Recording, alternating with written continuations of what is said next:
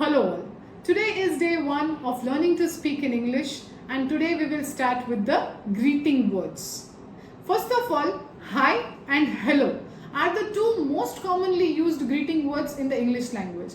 जब भी आप किसी से मिलते हैं तो आप hi और hello यूज करके आपका conversation start कर सकते हैं. Moving on for the further conversation, you can ask them questions like how are you? How have you been doing in life? How is your work or study going? How is everyone in your family? In questions का मतलब है कि आप कैसे हैं, आपकी life कैसी चल रही है, आपका काम या आपकी पढ़ाई कैसी चल रही है, आपके घर पे सब ठीक है या नहीं. In response to these questions, you can answer them by using the words or phrases like I am fine, thank you, how about you? Everything in my life is going well. My work or my studies are going absolutely perfect. Everyone in my family is fit and fine.